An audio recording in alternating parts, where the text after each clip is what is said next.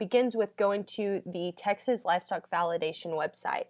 You will notice that our URL has changed from Texas Heifer Validation to texaslivestockvalidation.com.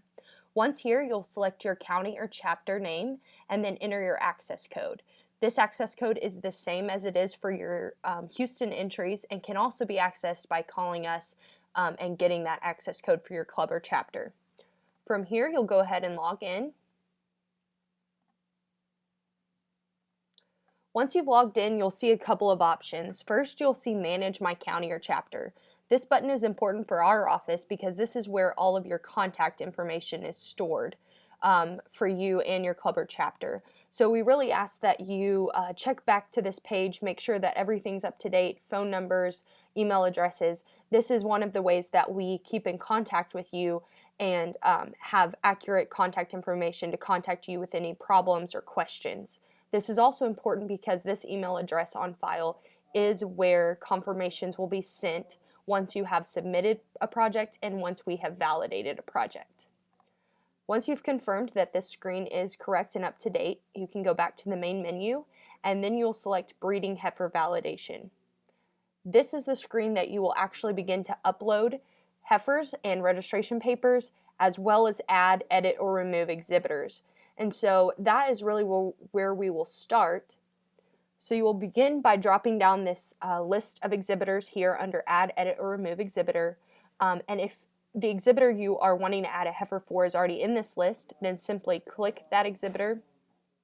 Make sure that all of the information again is correct, that the email address is correct, because again, not only will you receive confirmation when the heifer is submitted and validated, but so will the family. So once you've made sure that is all accurate and up to date, click Save. In the case where you are adding a new exhibitor, one that hasn't previously shown a steer or heifer, you would simply click Add New Exhibitor and then fill in this information. So you would get this email address either through a personal contact, whether you contact the family and get that email address, or more simply from their validation form. There is a field on the validation form that they should fill out at physical validation that has their email address, and so you would simply collect that from that form. Again, push Save. And then you should then see that exhibitor that you just added in your roster at the bottom left of the screen. So once you see that that exhibitor has been added, then you can go ahead and start adding heifer projects for that exhibitor. We'll begin doing that by first clicking the name in the roster to highlight it blue, and then clicking Add New Heifer for this exhibitor. From here, you will start entering the animal information. This is from the registration papers that you should collect from the families to scan and upload.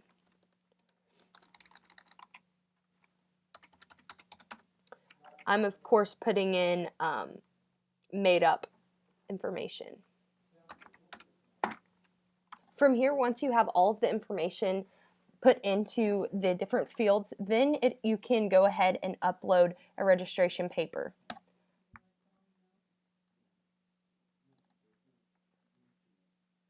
You'll see that I chose just a random file from my computer, and it says it made me alerted that it is too large in size.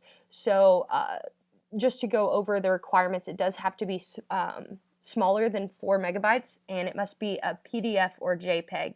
And we do ask that this be a color scan of the registration papers.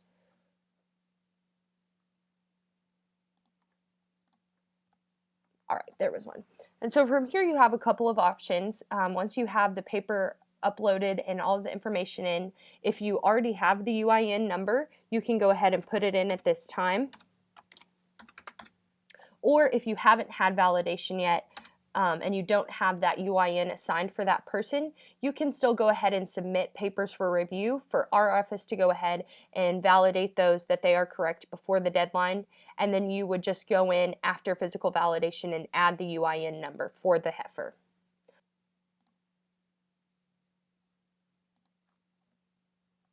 So once I've saved the heifer project, you will see in the left-hand side on my roster that the heifer is red and shows unsubmitted.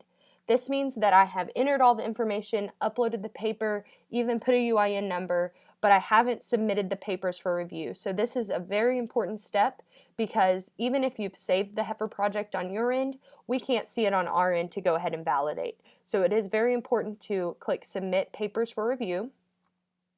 And once I do that, you'll see the status change in the roster. So now it shows up to be blue and to be validated. So once you have all of your exhibitors added and their heifers added, then you want to make sure that your roster shows up as either blue or green. Blue indicating that the work is on our end now, it's up to us to validate the heifer, and then green indicating that we have validated the heifer and everything is complete. You can see an indication of that in the black cap consensus heifer under Donna Henderson. And again, you can see the Betsy Lou heifer is red and unsubmitted. So again, just to be clear, make sure that your roster after you are done is all either blue or green, indicating that you've submitted and we are either validating or have validated your heifers. From here, just a couple of quick tips. Up here at the top, you will see a list of different heifer breeds. And if you click on these, you will see an approved sample paper. It will download to your computer and you can pull that up just to see the different types of papers depending on the type of breed. It can be a little tricky determining which breed they actually are from the papers. So we have included some samples for you to just look over and be able to determine better which breed to put your heifer in. You'll also see some more resources here under the Resources tab. We have some website instructions, some more video resources, and then of course just an information collection form for you to use at the county level as well.